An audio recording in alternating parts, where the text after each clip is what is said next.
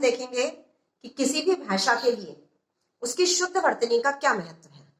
आज हम हिंदी में देखेंगे, हिंदी की वर्तनी में, कि हम मात्राओं का प्रयोग, सही तरीके से मात्राओं का प्रयोग करना कितना महत्वपूर्ण है। तो इसके लिए मैं कुछ उदाहरण के माध्यम से समझाने की कोशिश कर रही हूं कि कैसे मात्राओं के प्रयोग से शब्दों के अर्थ बदल जाते हैं।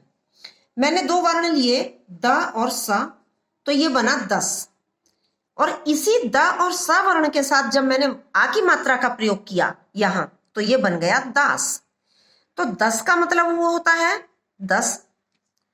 और जब मैंने आ की मात्रा का प्रयोग कर दिया इसी द वर्ण के साथ ही, तो इसका मतलब हो गया दास, यानी गुलाम या सेवक। वर्ण हमारे पास वही है।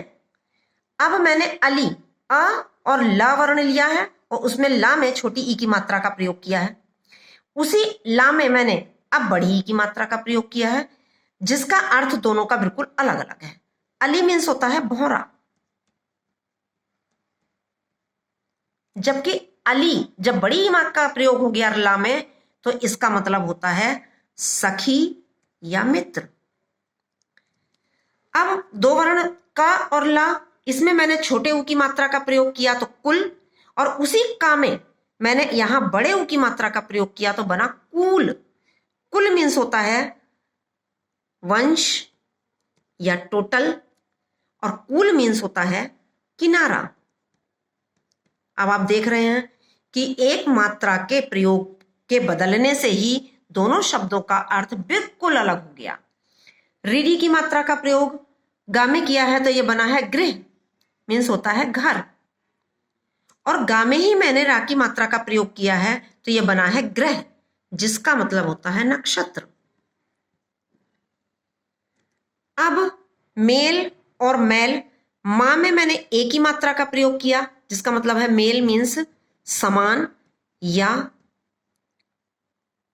मिलाप या मिलना।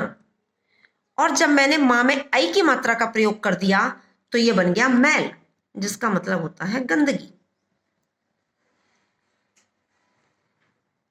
आ में मैंने ओ की मात्रा का प्रयोग किया तो बना और, मीन्स होता है तरफ।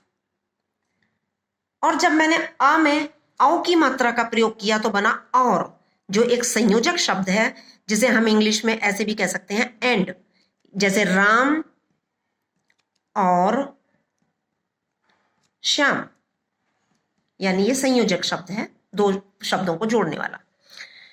अंग की मात्रा और चंद्र बिंदी का अंतर देखिए।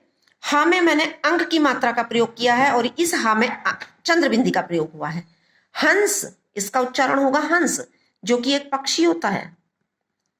और यहां चंद्र बिंदी का प्रयोग होता है हंस, जिसका मतलब होता है हंसना, जो कि एक क्रिया है। तो बच्चों आप देख रहे हैं कि हमारे शब्दों में मात्राओं के प्रयोग का कितना बड़ा महत्व है।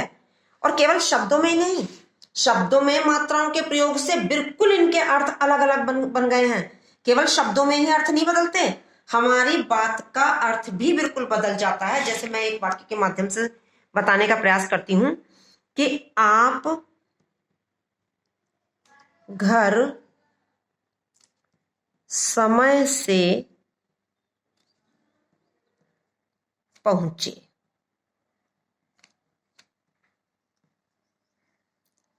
मैं ठीक बिल्कुल वैसा ही दूसरा वाक्य लिख रही हूं, आप घर समय, आप देख रहे हैं एक भी वर्ण अलग नहीं हो रहा है, से पहुंचे। देखिए बिल्कुल एक जैसा, दोनों वाक्य बिल्कुल एक जैसे हैं। अब यहां मैं एक अंग की मात्रा का प्रयोग करती हूं।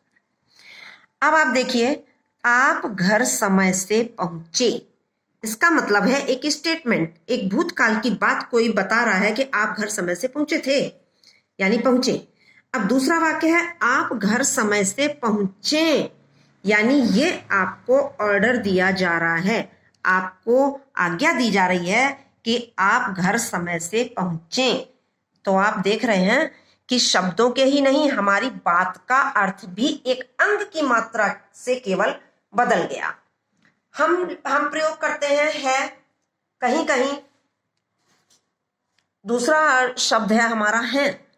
हम लापरवाहीवश लिख देते हैं, लड़के क्रिकेट खेल रहे हैं, अंग की मात्रा का प्रयोग नहीं करते हैं, जबकि ये क्रिया हमारी एक वचन की है और ये क्रिया हमारी बहुवचन की है। तो अब आप देखिए कि हमारा वो वाक्य भी गलत है, क्योंकि हमारे जो कर्ता है वो बहुवचन के हैं और क्रिया हमने एक वचन की कर दी। तो हमारा किसी भी भाषा में हमारी मात्राओं का, उसकी वर्तनी का, उसकी स्पेलिंग्स का कितना बड़ा महत्व है, ये आपने इस मेरे प्रयास से मैंने समझाने की कोशिश की है। मैं समझती हूँ आपको ये अच्छा लगा होगा।